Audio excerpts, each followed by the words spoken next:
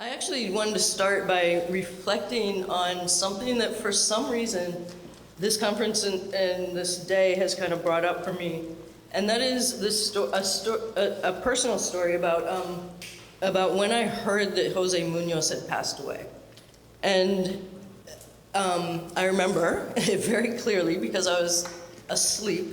And my friend who's on the East Coast, Daphne, called me. And she was crying, and she's like, "Have you heard?" And I said, "Heard what?" Because I'm still half asleep. And she told me that Jose had passed away. And Jose Munoz, if you're not familiar with his work, it was probably one of the sort of most important theorists of sort of queer of color culture, I guess.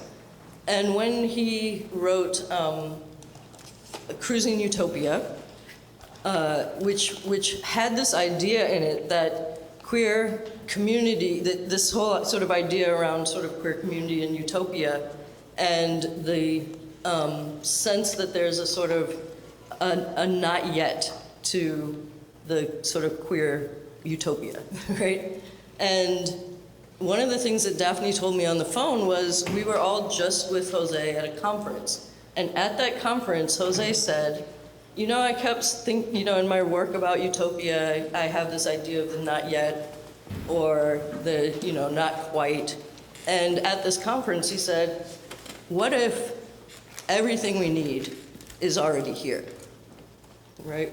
And so I think that this day, reflecting on it for some reason, has made me sort of remember this experience, and remembering the experience is also about remembering what it means to remember, and a memory like that, for whatever reason, that's so sort of visceral that I can recount exactly, the conversation, where I was, how I heard, how Daphne sounded, and all of those things.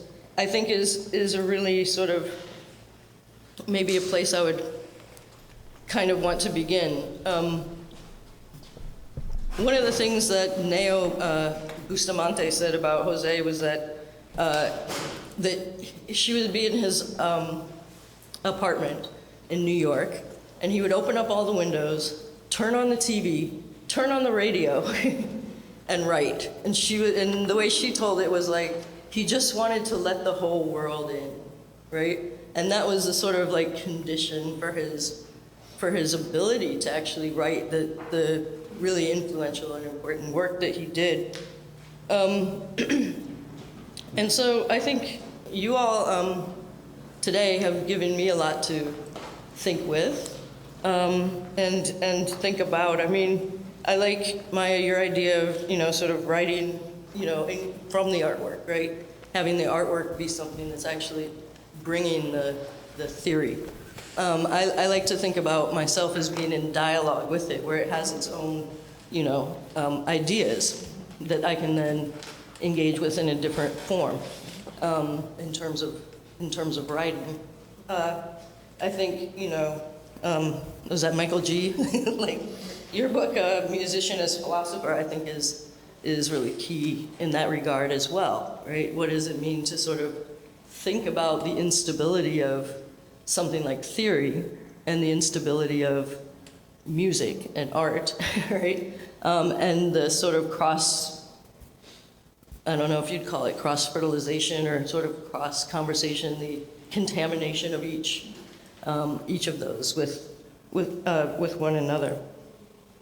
So I thought, I don't think this time calls for me to perform the mastery of some sort of summation at this moment, right?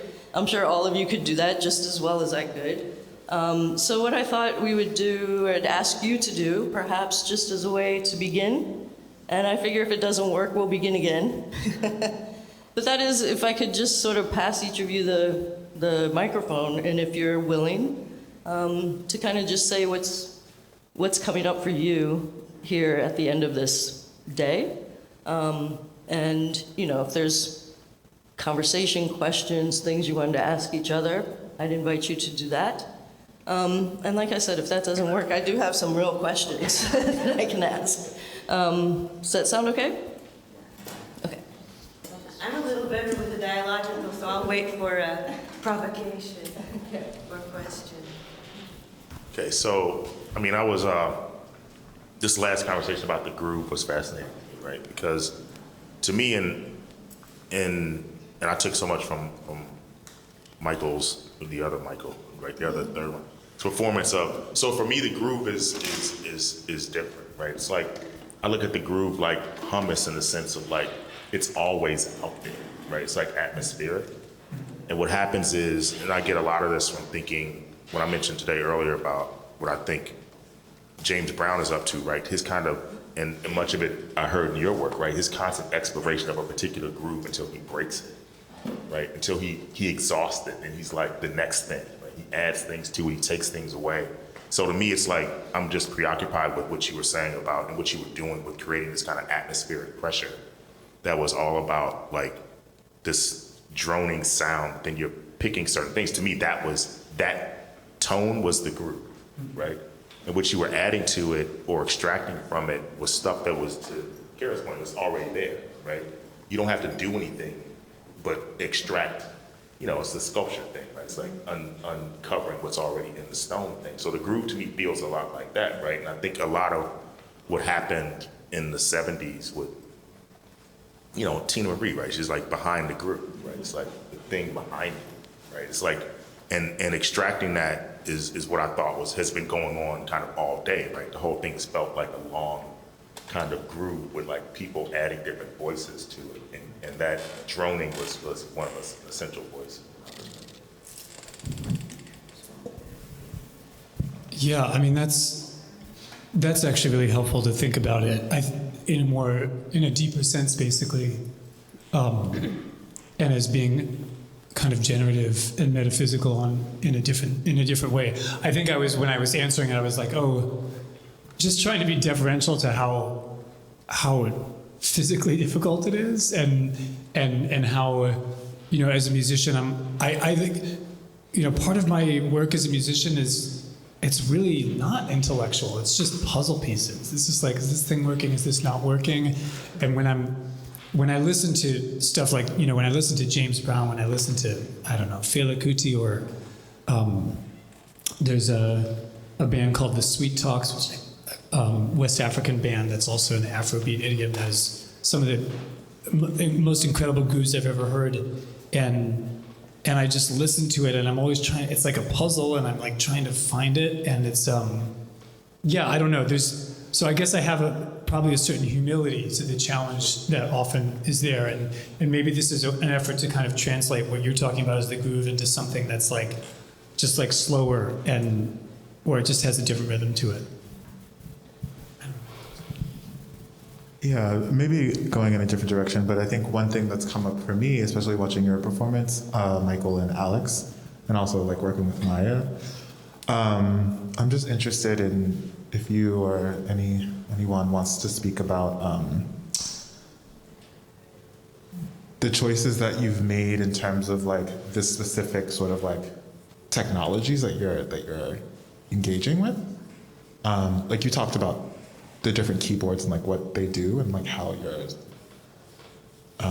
in search of a specific sort of like event or happening. And then Alex, you were speaking about like the specific histories and like the deep sort of like cultural like significance of each of the instruments that you were using, and like what that does for like the result of like your engagement with those instruments. And then Maya, I know we've had lots of conversations about like, we were just having this conversation about like putting on the tap shoe and like what that does, or like sitting down at the piano and like what it means to like engage with those specific sort of like objects in order to like produce something. So I wanted to ask you, but I think this is a question that I can send to all the folks up here. Like what is it? Like what are you contending with? What are you thinking about? Like what is driving the choices behind like the actual like objects that you're using to like do the work? I'll just say briefly, I could tell when I saw Michael's carbon copy pedal, I was like, that carbon copy delay pedal. We all have that pedal for something. And which I have a different one here, but there's so much, everything is trial and error, right? And so you do build up a metaphysics around whatever whatever the technicity is, like your favorite thing. There's gear I've bought that I'm like, ugh, I can't figure anything out with that, you know. And then as soon as you start to find something, it's just like the puzzle builds, and then you become completely in love with these $100 keyboards that you. Yeah, I just want to say, I mean, I think for me, that kind of encountering the actual gear, you know, it takes me a little bit out of my my philosophical rationalism a little bit, which is to try to figure it all out in advance and in abstraction of the occasion, you know. And so then when you're confronted with the thing, it's like you actually just have to turn some knobs and respond. You know, you can't just do it, you know, it's not a Euclidean proof, you know, so you actually have to get in there and try it out and react. And I think as a kind of philosophy person, my music practice has really helped get me into empirical reality, you know, and have that back and forth that actually becomes so important for knowledge production. I mean, I play all kinds of musics in different kinds of projects, but the one, you know, performing yesterday in conversation about this record, I mentioned a little bit before with Quetzal, and I'll sort of invoke him as well because he produced the record, right? So that's really mediated in the space of the studio, because you are working with technology to, you know, produce sound. So on the one hand, I mentioned there was a lot of restraint, you know, because we could have put all the traditional instruments on, but we refused to do that. We're like, you know what? Maybe just in the kind of, you know, in the, you know, final part of the song, we'll finally add a jarana. And there will be as kind of an index to, oh, there is the sort of traditional component, but it, you know, but it's sort of, it's brief. So as a kind of, you know, to think about instruments, you know, and to think about more broadly with respect to production and manipulating sound, you know, that I will admit was really fun with Quetzal. And so I'll mention two very specific examples, like, and one I spoke to yesterday was that in some ways relates to what Maya and you were doing earlier. So the Majimal loop, as a kind of, I was hearing that as a breakbeat. So yesterday when I gave that example of my footsteps, like, you know, first of all, Quetzal is like, well, let's take some field recordings and see how we incorporate them into the composition.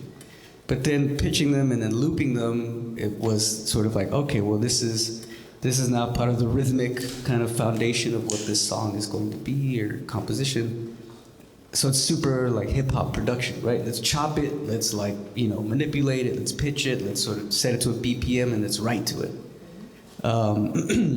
So that is an example of getting sort of ethnographic field recordings and manipulating them to be part of the composition.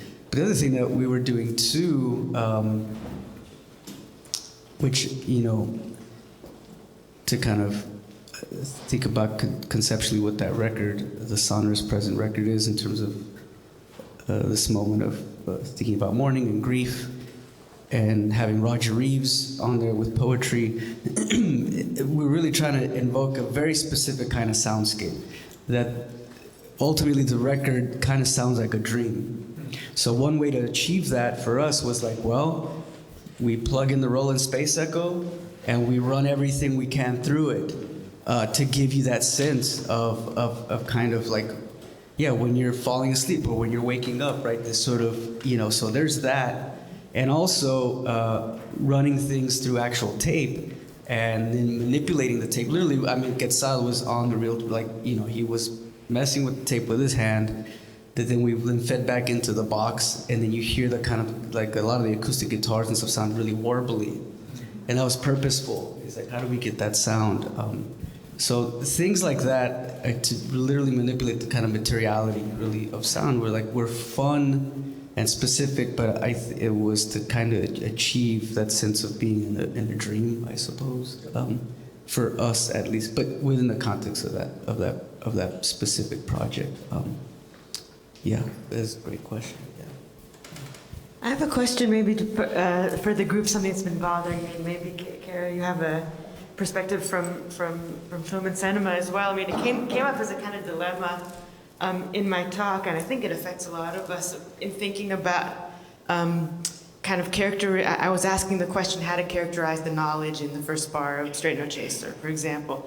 And I was kind of torn between, on the one hand, there's an importance of identifying this kind of rhythmic inchoative knowledge as knowledge in process. It's not yet complete. That is not capitulating to existing categories and going beyond.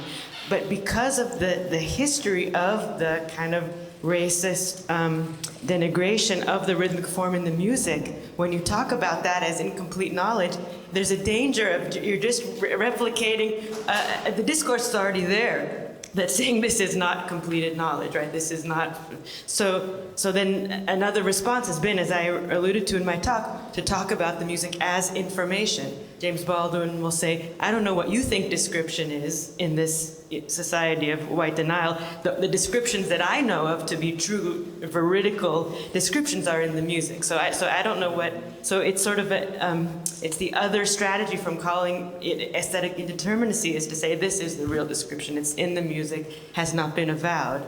But it's something, it seems to me to be a dilemma that is difficult to solve in terms of how we think about the kind of knowledge in rhythmic form, especially in the context of Black American music becoming universalized.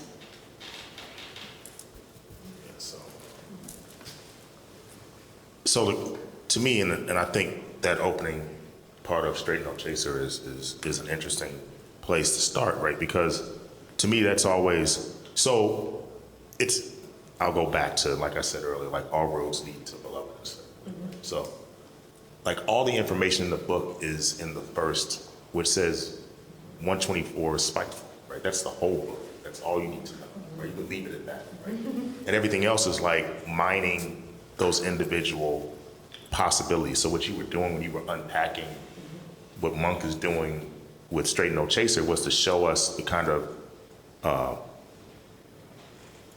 what I call lines of bearing, right? That he's pointing to other kinds of things that are possibilities for different artists to take up as they see fit, right? So he's doing that with himself, right? He takes one line through it. And then he's also giving different lines to, particularly with Charlie Rouse, right? Because the thing that I always love about that recording is if you listen carefully to what happens, the kind of interplay with him and Charlie Rouse, who to me is like a tenor saxophone god, because he understands Monk in ways that he doesn't try to adorn it, right? He's just like living there. But there's a point in where Charlie Rouse is soloing on something that Monk is doing, and Monk hits like two notes and tells him just go on your own, right? And Monk just lays out, right? He's done, right? But Charlie Rouse is working with what you're calling information. He's working with all the information he's been given by Monk, right? And to me, the question becomes, how do we understand something like technical exhaustion, right? Because what he's trying to do is exhaust the possibilities of that opening, right? But there's two things there's also technical exhaustion of the listener, the possibility of what you can understand of what the information they're providing. So when those two things match, when the culture of and what Monk is doing, right? When bebop becomes embedded in the culture where people can understand it to the point that they can, then you can exhaust it from that way, positively exhaust it, right? Then move to the next thing, which is the notion of breaking the suture that we were talking about before, right? So to me, that's when, earlier when I was asked what I meant by broken in a particular kind of way, right? Properly broken. That's what properly breaking is to understand the information and break it, to give it to someone else. I don't know what the artist. Michael, can I ask you a follow-up question about that? There's something about the 60s. It's this moment when all these musical genres are being invented.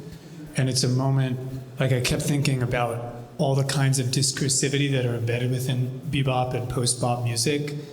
And I'm just wondering, as a historian and interpreter of that moment, is there something kind of singular about it in terms of its historicity?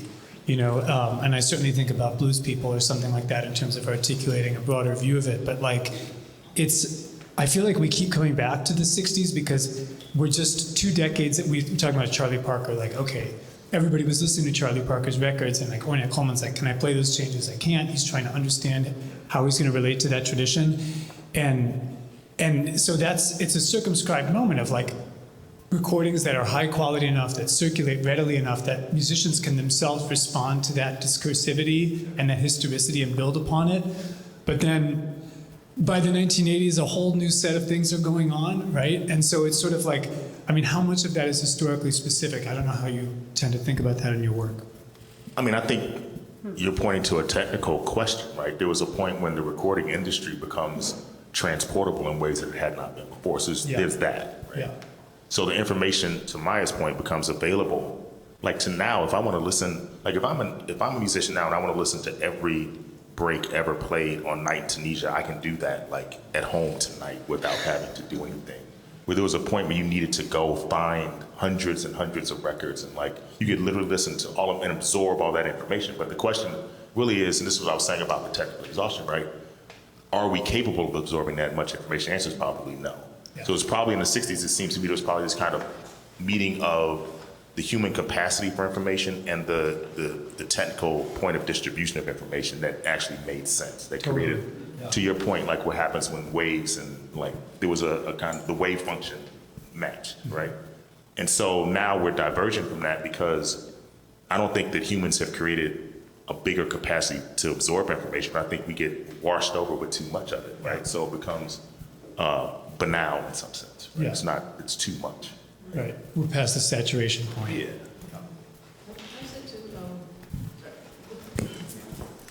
I think this, I mean, for me, since you asked, maybe to respond to your question, taking perhaps a little bit of a different tack, but I think it's related to what you all were talking about. I mean, there is a way, too, that we might think of it as a temporal question, along with sort of an interrogation of the limits of the language that we have.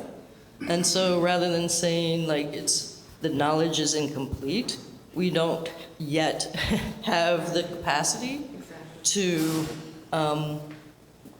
be able to parse it into a communicable form beyond what it already is in the music. So, one of the things that I have taken from Robin Kelly's Freedom Dreams is this idea that the freedom dreams, it seems like they didn't succeed, right? Because we're still living in the conditions that we're living in, but they're always leaving things and nothing's ever lost. And so they're leaving things that are there to be picked up. And so I wonder if also there is a kind of temporal question. So it's not about incompleteness, but it's also sort of about the building of a certain kind of capacity, whether it's about perception or about sort of the production of knowledge and the actual, sort of instruments that we have through which to produce knowledge and communicate it. Anyway, I see Michael Love. Yes.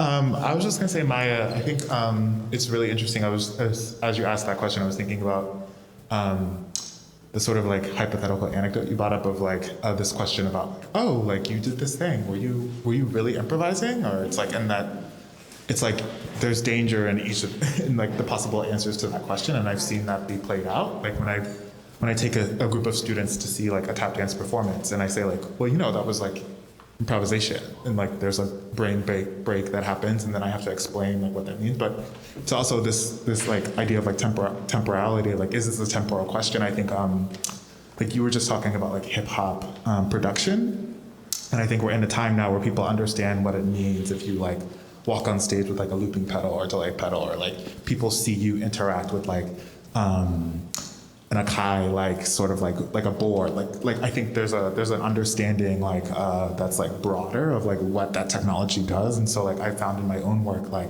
interacting with those pieces has allowed for people to like understand, like I can talk about what I'm doing as like a sort of like cultural like interacting with like a cultural archive of Black cultural history of like tap dance, but then and people are like, okay, but then when I'm actually like recording a loop, right, and like doing it, and then like listening to it, and then like adding it, like folks are like, oh, like there's something about like, I don't know if that makes sense, but I think to answer your question, it's like the more like these like we have certain processes that folks can understand that like help us sort of like answer that.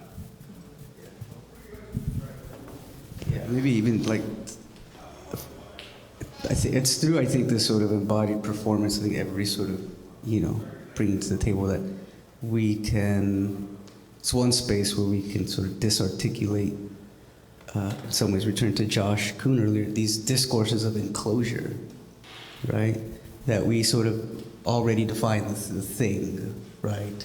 The artifact. And so, but through this sort of temporal, spatial kind of act of performance, it's just sort of a kind of refusal, right, of wanting to be constituted as the thing, right?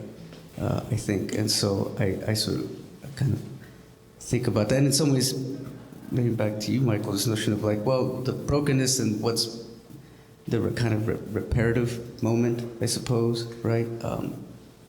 Yeah, I sort of brought that up yesterday in this more kind of conceptual way around like healing, right? So how is it like these embodied practices can be sort of offer moments or spaces or theories of healing to do what? Well, to repair, right? Trauma or whatever it might be. But it's this sort of palimpsest of like history and trauma and rhythm that like are in your feet, you know what I mean? Like, or, in your hands, I don't know. That just kind of made me think about that. It was like watching you do what you did, right? Both of you, so.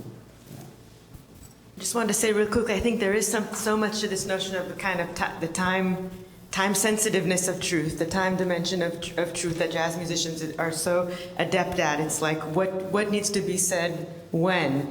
And it could be that there's not a culturally available concept in the dominant culture that needs to be crafted, or it could be that a certain concept has become so overdetermined and so cliche and so worn out that we need to get some distance from it. And so the sensitivity of jazz musicians to cliche, to corniness, is actually becomes very epistemologically important, because it's all about working past what is sayable, but also really recognizing those zones where, we can't even use the term improvisation because we're stuck in this mud, and being able to work beyond and through that. And sometimes it's through parody.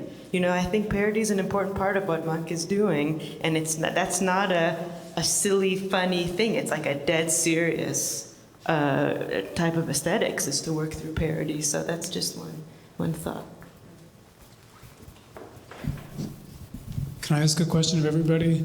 I have a feeling, so I did my PhD in the field of musicology, and I feel like there's not that many people who have a PhD in musicology, and I often think about this. I mean, I mentioned this before, but I'm actually curious. I'm seeing Jacques, who is a dear friend and colleague at NYU, and we ran this series together called Music, Language, Thought, sort of between music and comp lit, and we had all these speakers, and we had a lot of fun entertaining all these guests. And it was at this time where it was like, what was music status outside music departments? What was music status in performance studies, in comparative literature, in ethnic studies, in Black studies, in American studies? And are we at a new moment in terms of its kind of status as a medium?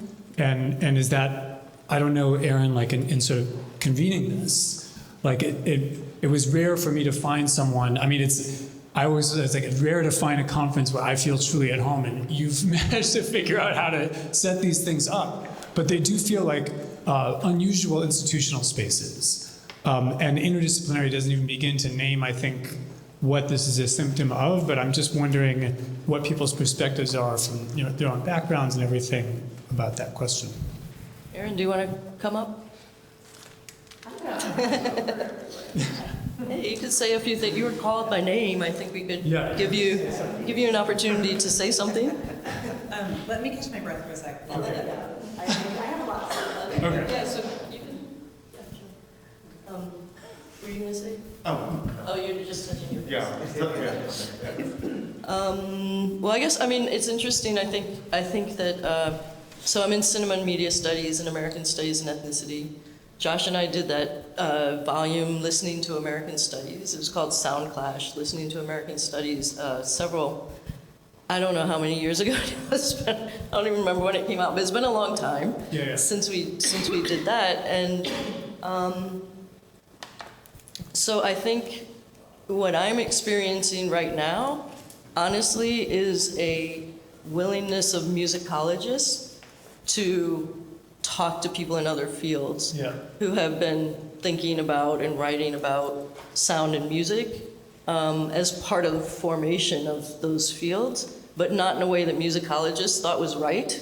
And so they never wanted to talk to us. I mean, that's a very sort of basic way of saying it, but I do feel like, from my point of view, it feels like there's something actually changing in musicology, where the conversations are happening in a more meaningful way. Yeah, I think particularly in the last 6 years or so, there's been a lot of changes. It was like slow for a long time. Yeah, I can speak to, I guess, what is the kind of intellectual precursor to what we now think of as like Latino, Latinx studies, etc. I would say it would be the sort of Chicano studies, but even then the sort of proto-Chicanos were folks like, I think, Americo Paredes, and who's publishing at the University of Texas, 1958, wrote that influential work with his pistol in his hand. Is all about the Texas-Mexican border corrido, right? So that is at the genesis, and that's about music, right? It's about the border ballad and intercultural conflict between newcomer Anglos and ethnic Mexicans along the border region, and how that it provides the expressive agency for this sort of cultural sort of poetics, right? Which is the corrido, which is now global and all the rest. And in some ways requires a redefinition of what the genre is, but nevertheless, mid-19th century, that's happening, and this is a study that in some ways establishes that field. So at the genesis of what becomes Chicano studies, that then is what anticipates Latinx studies more recently, is music, studies about music. So it's been there. Now, was it legible to people in music and musicology? I mean, no. Famously, Americo Paredes is like writing in music, writing in folklore, writing in English, writing in anthropology, and there are all these meetings happening at University of Texas that are having these, convenings around like, what is the next sort of, innovative work that's supposed to integrate all these things. Little did they know, in the audience is Americo Paredes, who already wrote that book, and he's not legible to them, right? So, yeah. I mean, kind of on this point, right? It's like Black studies without music is not Black study.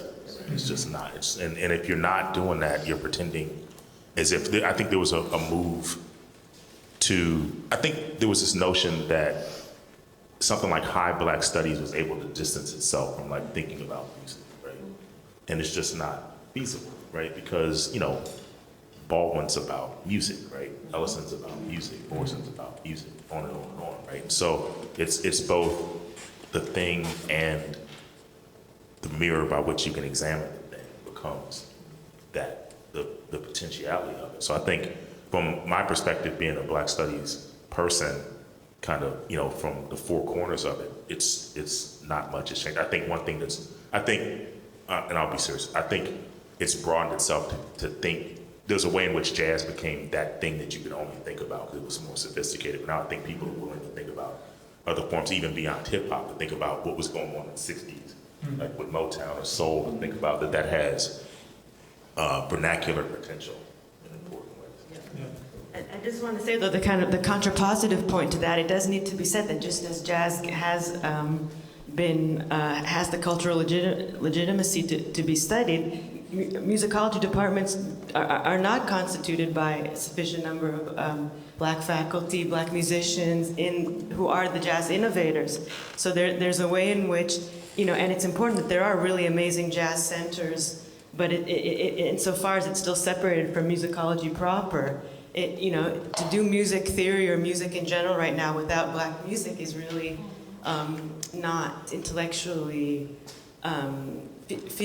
responsible. But so, to really theorize music in general right now from the standpoint of Black music, it seems to be really essential, but I don't think that's changed. I mean, that has not happened yet. And the reason why it's so important is because jazz is the syncretic music where jazz itself has comprised classical music. It has not been undertaken separately from classical music. It is the foremost reception of Western classical in the 20th and 21st century. So it's jazz that has provided the syncretic framework. So that I think that in that sense, we're still stuck way behind.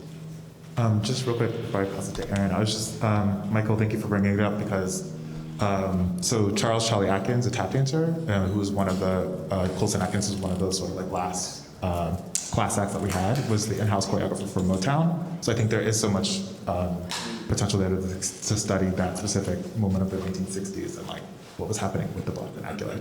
But just from someone in dance, like I feel like every dance department has like the West African teacher who brings the drummer in, and like that's a thing that's been happening for a while. But I think there's more of a desire, like personally, for me to do like music theory with dance students. I don't know how much that happens, and like I think there's always a desire for me to have my cheesy, but have one foot in like with the jazz folks and like with the music folks, and I feel like I'm always straddled in that line and trying to figure out like how to integrate those two departments. Not a super articulated thing, but I'm just personally interested in like more of that happening. But yeah. So I want to invite Aaron, and then maybe we can, I'm sure there are other comments, questions out there. So Aaron, if you'll take the floor, and then we'll kind of open things up, if that's okay. Okay. I was kind of hoping I was going to get the last word, so I don't know if I'm ready to go yet. But, We can go on for a while if you want to. No, I mean, I really have so much to say. I'm still absorbing all of your brilliance and all of your brilliance, really, because it's been coming from all directions last night and today. I guess I just want to say two things that are just personal and autobiographical. So I'm trained as a Latin Americanist, Latin American literature, and kind of have moved between Latin American literature and continental philosophy for quite a while, and spending a lot of time in Chile and Argentina especially, I was always really struck by the way in which and this is why I became Latin Americanist in the first place, because I was not at all interested in the academic world that I had witnessed in this country. The way in which there is not this rigid divide between kind of the university and what lies outside of the walls of the university. And I remember being at a meeting recently in Córdoba, Argentina, which was maybe in like 2015 or 16, and it was an academic meeting with all academics, and the meeting was in, I think, a theater. It was just in a different space that wasn't in the university. And I just thought, we need to be doing this at home. We need to be doing the work that we do, but in even just different location, because the conversation changes. Okay, so that's one point. Then I think before the pandemic, I was beginning to think about, we had this series in comparative literature, media, form, and thought. Mike, you came out for that. So beginning to ask some of the questions we've been talking about. And then the pandemic hit. And I remember that, at the beginning there was all this talk about we can only have what was essential, right? There was this whole conversation about what's essential. You could only get essential, toilet paper turns out to be very essential, right? And like food. And I remember, I don't know when did D-Nice DJ his first Instagram, because you were at that party. We were both at the first party, and it was like, and everyone was there. Everyone was there. And I was like, okay. And so I don't even remember if this predated or if this was already happening, but basically, I ended up dancing every day of that, lockdown period. By myself, by the way. What? Right. But what I realized at that point was, this is actually essential. This is something that everyone in this room probably knew before me. Certainly the people that are surrounding me knew. But for me, I could finally articulate the fact that music and dance and rhythm movement were, in fact, essential. They were not this extra sort of luxury to be had, but in fact, it was like oxygen. This was what we actually need to live. So, okay, another point. And then I guess the other thing that happened was sort of the political turn in this country, beginning in 2016, and intensifying, from then on, really made me as a Latin Americanist need to start really paying attention to what was going on in the country that I've almost always lived in. So that happened. I think at the time it was really, I think there was sort of this, I don't know, people have called it a renaissance. There's kind of this explosion of Black art and Black thought that for the first time I was able to see that like really important theoretical work is being done in this country that I think I wasn't able to pay attention to before because I was either in Latin America or more on the continent. So I agree with you, Michael, in that sense that I think now that I think the world of theory has shifted and some of really the leading voices and the strongest voices and the sharpest voices are coming out of less Eurocentric traditions, we're able to sit down and talk about music and philosophy and literature and politics in one space in a way that I think wasn't always possible. Those are just. Well, please stay up here. We have just about 10 minutes, so we'll see what's percolating out there, and then whatever we can't get to, we'll just ask you to join us at the reception afterwards. But I see a hand there, and I've seen your hand as well. Lisa, anything else? Okay. Yes. I hope there's a short answer to this, because I came in very late. Very old friend of Michael's from grammar school. What's musicology? I've worked in the music industry. I've had record deals. Yeah. I have no idea when you say I have a PhD in musicology. Yeah. I'm like, what the hell is that? And why did I have to study finance?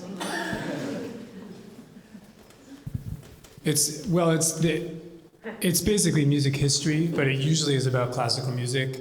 Okay. And most of the music departments focus on classical music. So when I say I got a PhD in it, I was like delinquent and not showing up to class in my music classes and hanging out instead in other departments, and ended up in a cultural studies department. Which is, I think, where I always have felt more comfortable. But traditionally, it's like people doing archival work and writing about composers in classical music and writing biographies and cultural histories of different styles of classical music. And it's broadened a lot in the past. It started broadening about 30 years ago, and it just was really slow. I think what you said, Kara, is totally how I feel it. And then it's just, and then it's like now it's really opening up. And I think, but it's been a very conservative tradition focused on classical music. Yeah. Second part of the question, you guys are talking about the theories and all of that, but you're all creators. You're not thinking about theory as you're creating, are you? Or is it something that's just set in your brain and it comes out in your work? I guess I'll say so.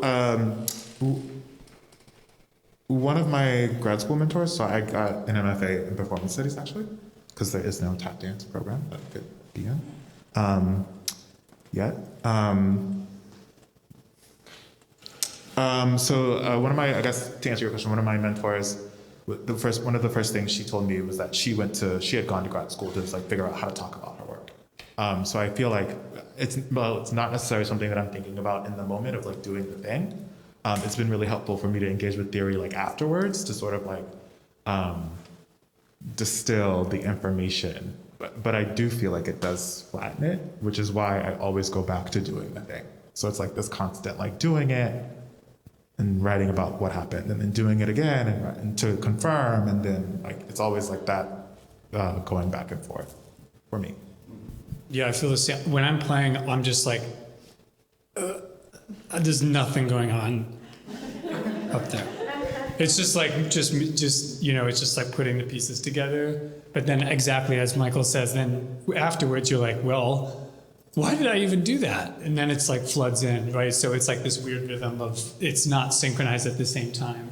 I was telling Michael, I thought it was really interesting to see the text while he was dancing, and to think about that as actually synchronized. It's sort of like a wall label in our gallery, and that was a cool kind of counterpoint.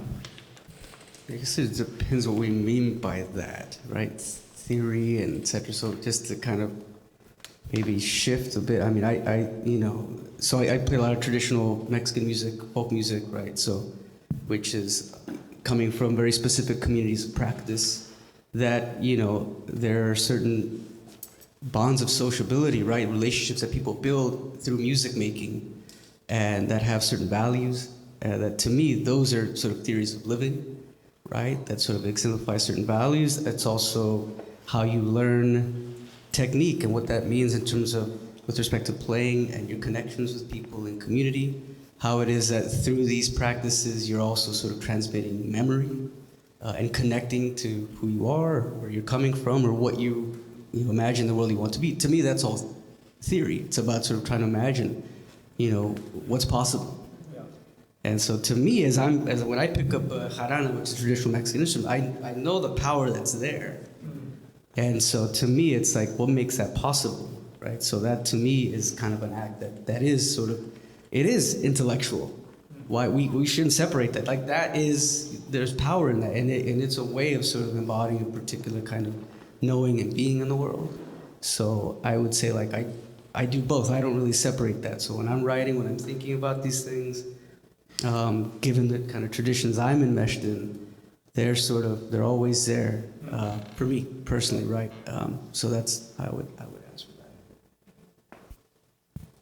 My instinct is to pass the microphone because I am not one of the creators. However, I was recently having a conversation with a musician friend, and I was asking a similar question about like, at what point are you thinking, and at what point are you letting go of thought? Because I don't relate. Like I think of my work as like I'm constantly thinking, and I value thinking.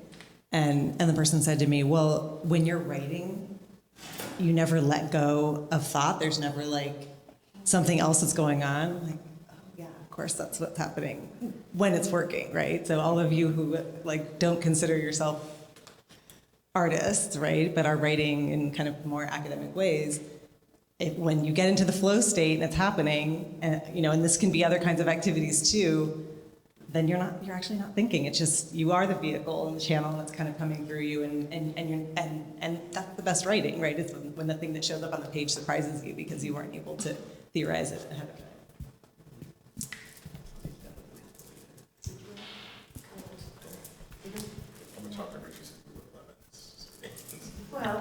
So what I said is we've been talking since 12 years old, right?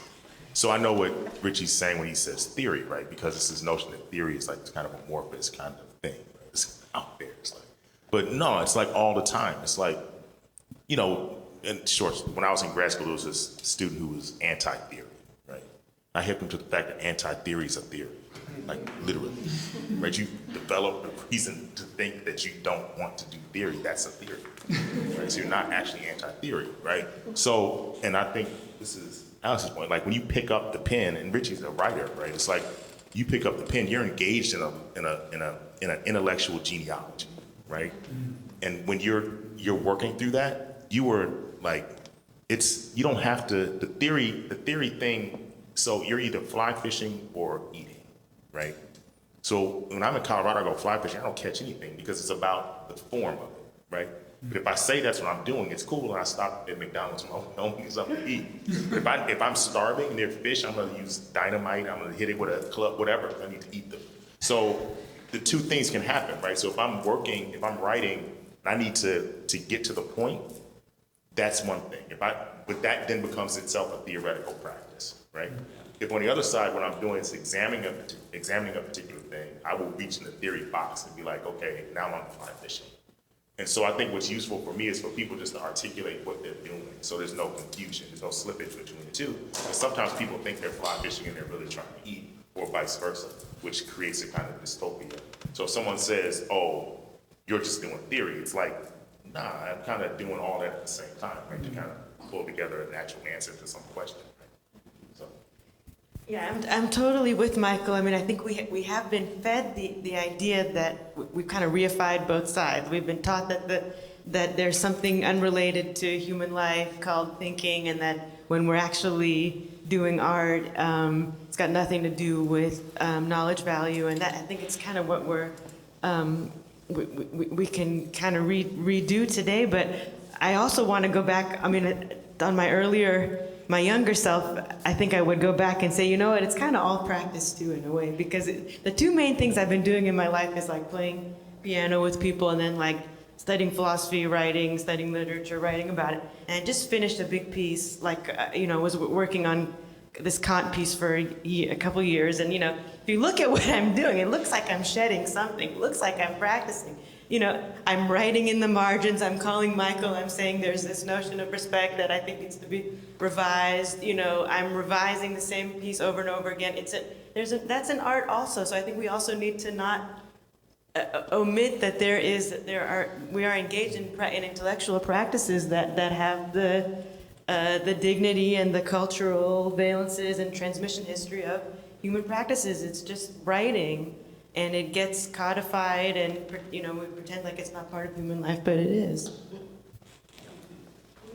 Yeah, and that's a good question. There's that distinction to always be reminded of how we are engaged in the kind of act of trying to disarticulate that, right? That distinction, because there's a lot of violence in that distinction too, I think.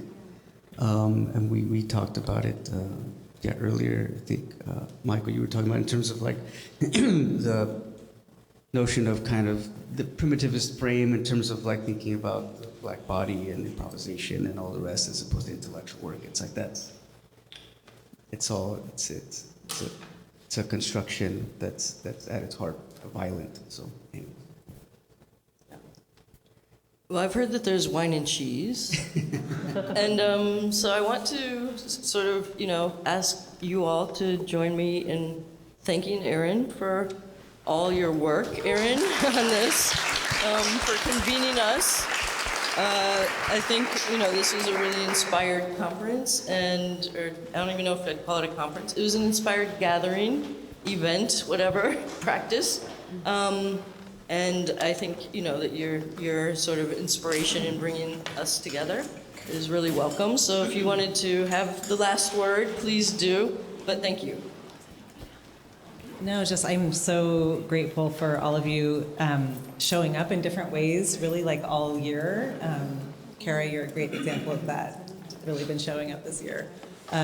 So yes, this is my favorite part. This is when we eat and drink together and talk about all the good stuff and enjoy each other's company and take, so I just have a just glimmer of hope. I think going back to Kara's opening words that, especially in such a bleak moment that, something kind of opens up.